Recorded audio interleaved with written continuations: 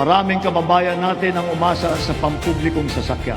Kaya pinagtutuunan natin ng mabuti ang ating mga tren, mga busway, transport hub at integrated terminal at ang pagpapaganda at pagpapalawak ng mga paliparan at pantalan sa buong bansa.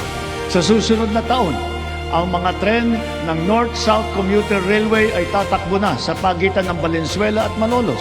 Sisikapin ng DOTR na sa pagtapos ng administrasyong ito, tapos na rin ang railway hanggang sa Clark. Sa susunod na taon, bubuksan na rin ang 12 stasyon ng MRT-7.